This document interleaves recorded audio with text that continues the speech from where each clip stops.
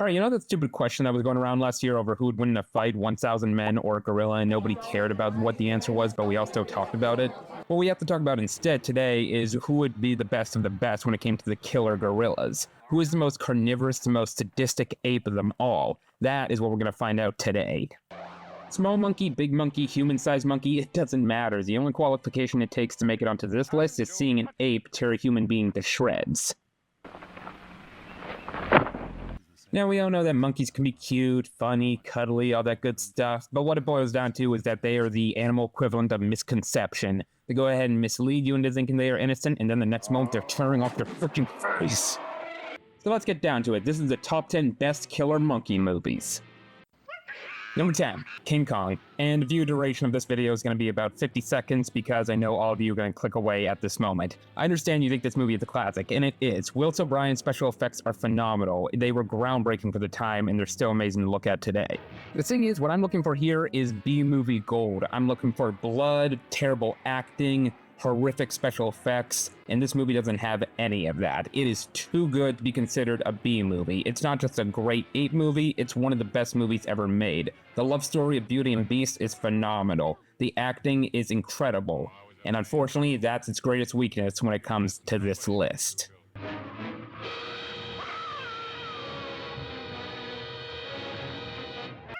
Number 9.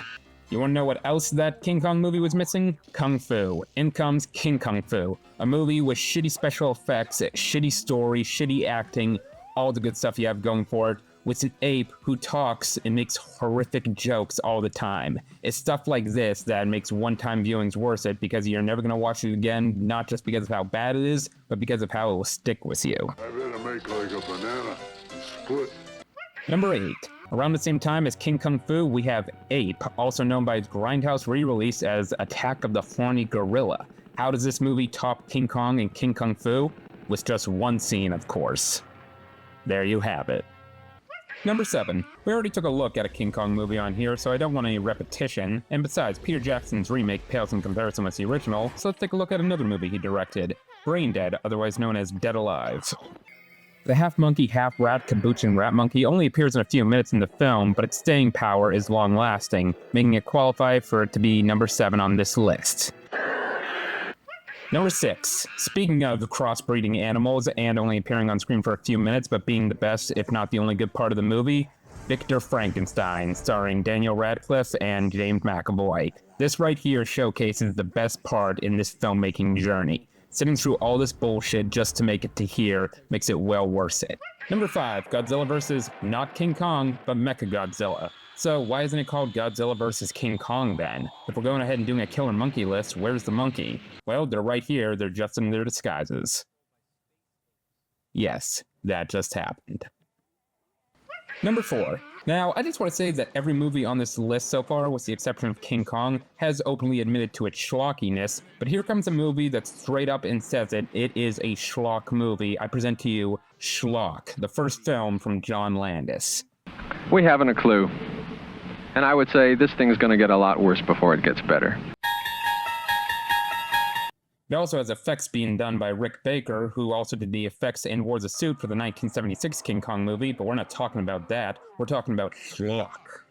This creature feature showcases both sides of a monkey, being both cute and friendly with kids, while also being terrifying and terrorizing people. Great stuff. Excuse me, have you seen... Number 3, Mighty Peking Man.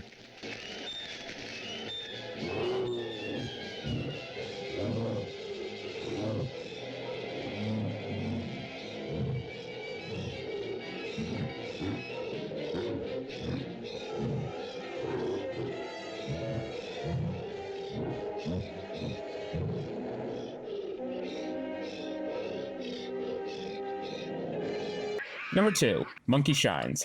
I'm a big fan of practical effects, whether it's guys in suits, stop motion, animatronics, I'll take all of it over CGI any day. But here comes a movie that uses a real-life monkey in it. Once again, it showcases the cuddliness and the psychotic nature of an ape. Except here, it's handled much more well and given a much more dramatic sense than the previous film Schlock, which seems to only be doing it for comedy. The bond between a quadriplegic and his monkey seems very charming at first, but just a reminder, this movie was directed by George A. Romero, the man who brought you Night of the Living Dead, Dawn of the Dead, Day of the Dead, and this monkey might just be his craziest creation so far. Whatever it takes, fuckface. And for the #1 killer monkey, this is it.